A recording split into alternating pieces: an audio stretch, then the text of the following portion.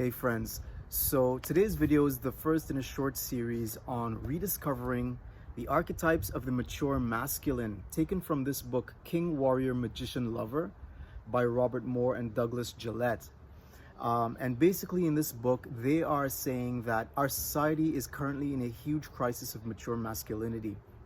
This book was copyright 1990, so the content was put together in the 80s basically, but I feel like the information in this book is very much relevant to what we're facing today, and some of the crises that they have described in the book are that much more prevalent in our time now. So basically they're saying that our society is in a crisis of masculinity, and that is created in large part by weak and absent fathers. And what that has the effect of is crippling both daughters' and sons' ability, in their own words, to achieve their own gender identity and to relate in a positive way with members of both their own sex and the opposite sex. So remember, this content was written back in the 80s, but I can't think of any other time more than now in our present day where, confusion of gender identity has been so prevalent. And so I would say that, some of the information in a book like this is so necessary because we are in a great state of confusion as a society. So they also blame the idea of the current crisis in mature masculinity on the disappearance of ritual processes for initiating boys into manhood. And so what that is due to, in large part, is the fact that we as a society have placed so much weight on science and technology, and we have basically thrown out anything that we would consider to be superstition. So things like ancient mythologies, things like ritual processes that traditional societies would have adhered to or used in order to mark rites of passage. So back in ancient times, in traditional cultures, basically the elders of the tribe, the elders of the society would have taken boys at a certain time in their maturation and put them through a type of process, a ritual process that would basically force them to face their fears and come to grips with what they need to draw from inside of themselves in order to face certain types of fears that would be thrust upon them in these types of ritual processes, basically marking a threshold that signaled their change from boyhood to manhood. And so because of our current society's shunning or looking down upon such ancient mythologies and processes, because we feel like we're so highly advanced, it's like throwing out the baby with the bathwater. And so now what we're left with, what males are left with, is no ritual process. There's no point of demarcation. There's no sort of events that they can look back upon that marked their transition from boyhood to manhood. There is no need to embrace manhood because they've never felt the need to do so. And this is currently the state of our society, and it's leading us into a situation where we have the prevalence and the predominance of a different type of masculinity, which is a toxic masculinity, and that is what they would call patriarchy.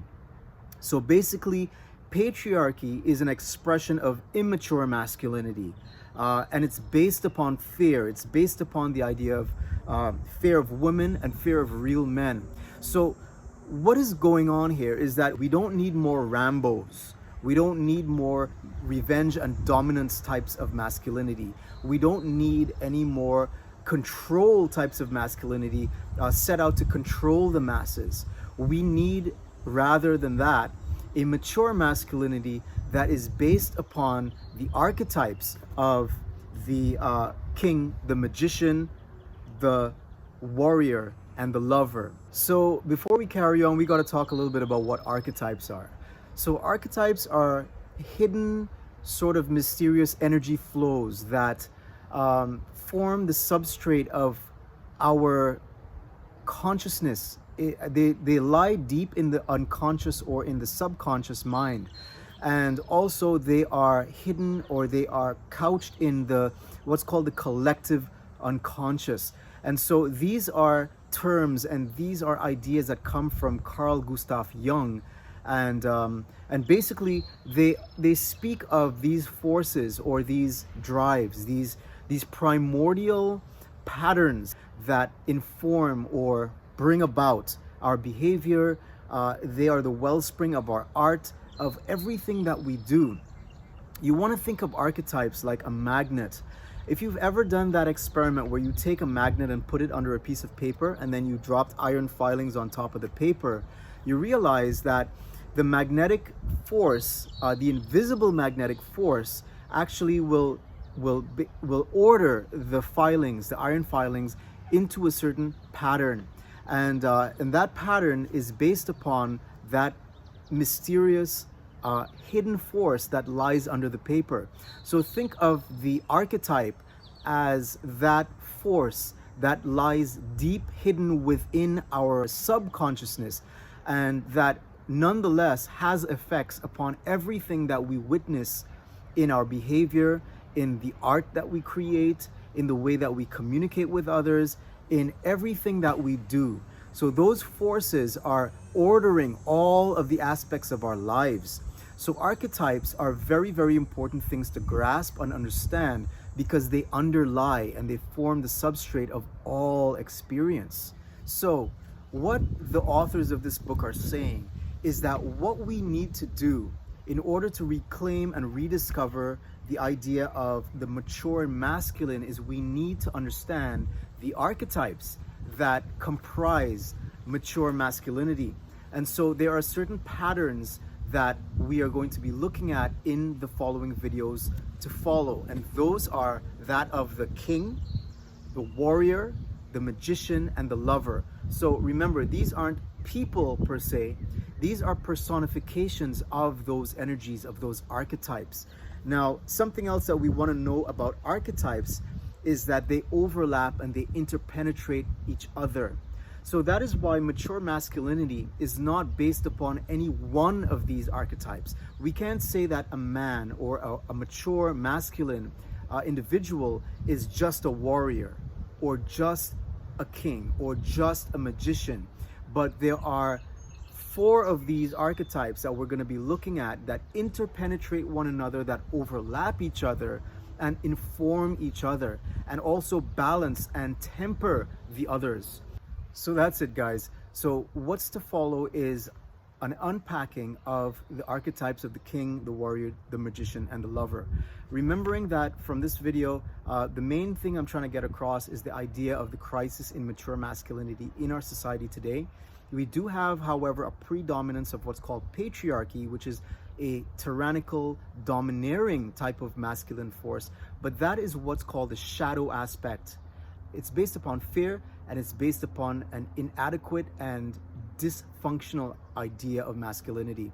So we're going to try to understand what mature masculinity is based upon not only understanding the 4 archetypes, but how they interpenetrate and how they inform, overlap, and balance each other.